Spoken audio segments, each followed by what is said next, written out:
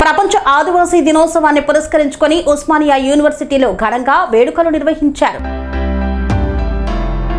OU arts కళాశాల ప్రాంగణంలో ఆదివాసీ విద్యార్థి ఫోరం ఆధ్వర్యంలో నిర్వహించిన కార్యక్రమంలో విద్యార్థులు, అధ్యాపకులు, ఆదివాసీ సంఘాల ప్రతినిధులు పాల్గొన్నారు. ప్రధాన ద్వారం నుండి ఆర్ట్స్ కళాశాల వరకు ర్యాలీ నిర్వహించారు.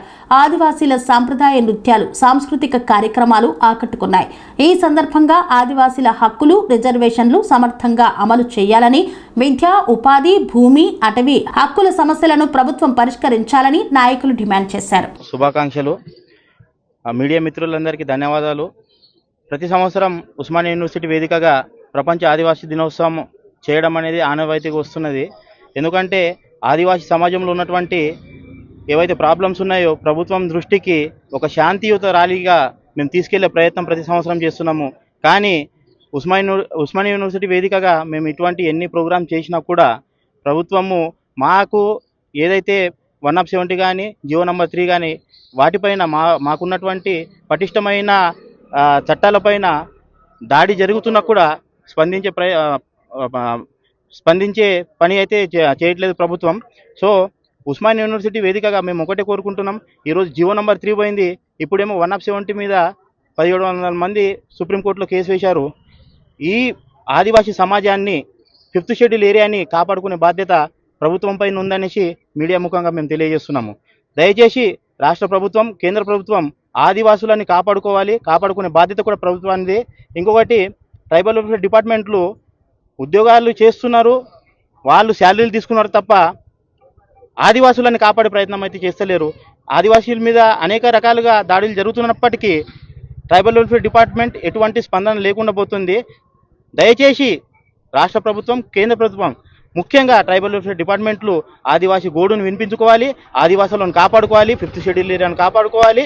ఇప్పుడు రీసెంట్గా వచ్చినటువంటి కానిస్టేబుల్ ఎస్ఐ కానిస్టేబుల్ నోటిఫికేషన్ ఏదైతే ఉందో దాన్ని 5th షెడ్యూల్ ఏరియాని పూర్తిగా పక్కకు పెట్టేసి జనరల్ నోటిఫికేషన్ అనేది ఇవ్వడం జరిగింది. దయచేసి రాష్ట్ర ప్రభుత్వానికి మేము ఒకటి తెలియజేస్తున్నాము, విద్యార్థుల భవిష్యత్తు దెబ్బతింటున్నది.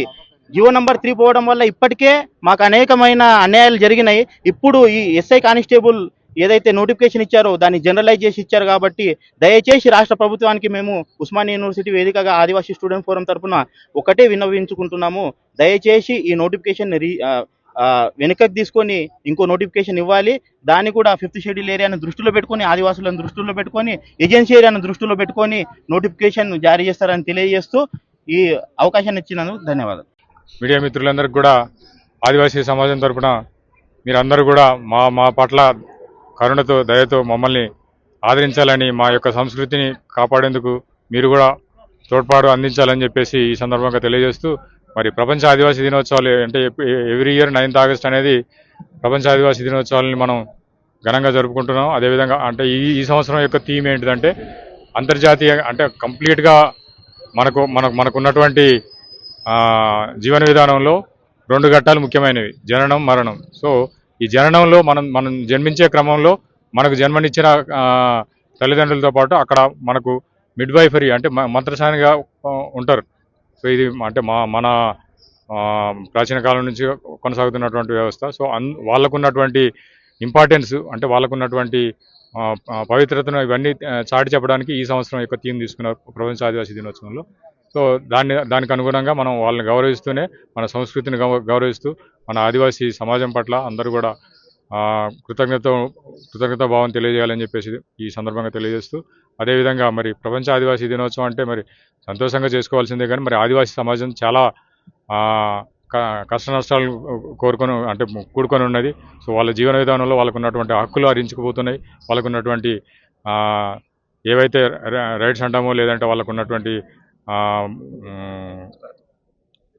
అభివృద్ధి ఫలాలుగా అందుకోలేకపోతున్నారు. ఇప్పటికీ 79 ఏళ్ళ స్వాతంత్ర భారతంలో మరి ఆదివాసుల యొక్క అభివృద్ధి ఎక్కడ ఉంది అంటే ఎక్కడ వేసిన గొంగళ అక్కడ సందర్భంగానే ఉంది. సో దీనికి అంతటికి కూడా ప్రభుత్వాలు ఉదాసీనత వహించడం కాదు, వాళ్ళ పట్ల లిప్పు సింపతి కాదు.